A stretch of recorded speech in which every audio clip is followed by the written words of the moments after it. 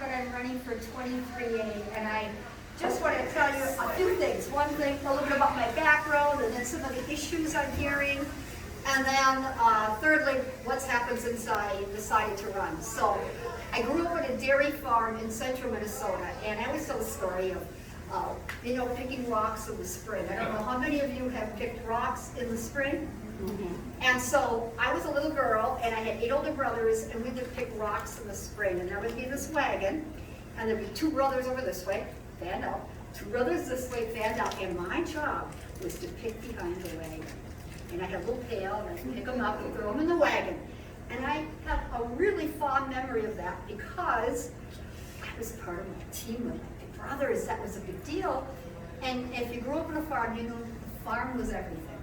The farm was the shelter, the farm was the food, the farm was the livelihood, the farm was everything. So whatever you had to do for the farm, you felt like you were part of that. So I felt really good about that. The other thing is, when you work with a team of people and then you pick all the rocks, the field looks great, there's no rocks. It feels good, you've accomplished something. And so you learn to work hard and accomplish things. So that always stuck in my head. So anyway, I went to college, married my husband of 50 years and counting. I think we're going to make it through the campaign. We'll see. and we joined Vista Volunteers in Service to America. It's like a domestic Peace Corps. And we were in Kentucky, and we worked with a low-income people's group that wanted to replace a commodity program with a food stamp program. And there was a lot of resistance locally, and we got it on the ballot, and it passed. And what happened was, people ate better, the stores did better, the economy did better. So when you do good for people, it's good for the economy. That's the lesson I learned from that. So anyway, after that, we were group home counselors in different parts of the country. And then when we landed in Albert Lea, because my husband had a job at Legal Services, then I ended up at the Area Learning Center. And one of my fellow teachers is right here, Joan Anderson. She was the science teacher there. She's an old friend. But at the Area Learning Center, kids would come to us and they were behind in credits. And for every kid, there was a different reason. Some of the kids, it was because of teen moms, and going to the high school just didn't work for their schedules, and high school wasn't flexible. Some of the kids had mental health issues. Some of the kids were depressed or had anxiety.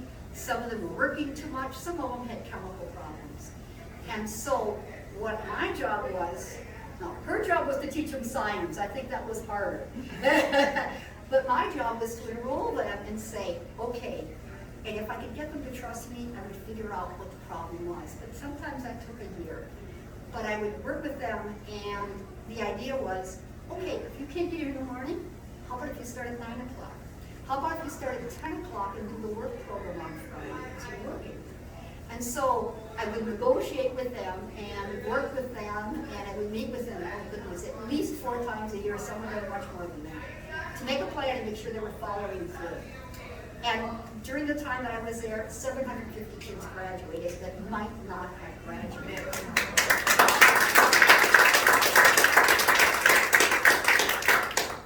But I was at Taco John's doing my thing. Here's my card. I'm running for office, running around in the restaurant.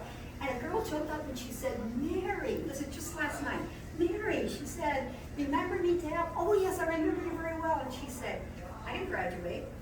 I got my GED, but you guys got me on the road to the GED. Then I got my college degree, and I'm a chemical dependency counselor in prison now. Whoa. You just feel just so good to hear that kids kind of made that jump and figured it out. So he said, it takes me time to figure it out sometimes. So anyway, that's kind of my life story. After I retired, well, actually I taught at Felton Centers, Chemical Dependency Center, for 5 years. And then I retired, and then I did some volunteering with the EL kids at the middle school, and I worked with kindergartners and first graders as sort of like a reading buddy. They didn't get enough reading experience, and boy, they're going to need a lot more of it now. Okay, so that's kind of my life story. When I go door knocking, what I tell people, the reason I'm running is education. That's what I know the best, that's who I am, through and through. And it's been a terrible 2 years. It's been a tough 2 years for parents, for teachers, for kids, and we need to invest. And it's not like it's gonna go away in the fall, everything's gonna be hunky-dory. Kids are behind, they've got emotional problems, their families are struggling, we need to invest. And so that's my top issue. But I say I'm also concerned about working family issues. I hear about families can't find daycare. And it just strikes me as so odd, because 40 years ago, we moved to Elbert Lee, we couldn't find daycare. And when I did find it, I was subbing first, I would get paid $20 a day, and daycare was $15. And I think that's kind of the boat that people find themselves in now. You know, maybe they're working just to have the insurance, but they're having a hard time finding daycare and then affording it when they can. And to be honest, you hear people say it should be affordable and quality. And I'll tell you, when we first moved to Elbert Lee, we went with affordable. I don't know that it was quality, and my kids will tell me stories now. But you do what you have to do to get through in life. You do the best you can. So those are issues that come up. I hear seniors that are real upset about the property taxes, particularly in Elmore yesterday. I heard a lot about that because they had some kind of a jump for some glitchy reason. And so I think seniors are concerned, can we keep the property taxes paid so we can stay in our homes? And I think that's an issue that we need to look at. Local government aid certainly could help there. So there are things that we can do, and those are all family issues to me. And what I say to them is, if grandpa's doing better, and the little one is doing better, then everybody's doing better, and the kids in school are doing better. So those are the issues I talk about, and I decided to run late April. I announced on April 20th, my birthday, and if any of you know young people, it has another whole significance, which is pretty funny when you work at a treatment center, the kids are falling over. But I announced then, and since then, I got a great campaign chair over there, and she's videoing it.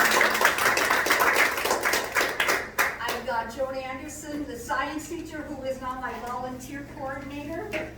I've got people. I've got a young teacher who is helping me with my webpage. I think it's up now. Yep, it's up now. I know this will close. I've got all kinds of volunteers, just a whole train of volunteers, and it's just been wonderful. So since I announced, I have corn, soy. Sorry. That's all right. That's all right. I've raised over $10,000. My husband and I have knocked on over 2,200 doors, and we are going full boat. So this is what I want to say about my opponent. I know that she's an incumbent in certain parts of the county, but I will outwork her, I will outwalk her, I will outknock her, and with your help, I will beat her.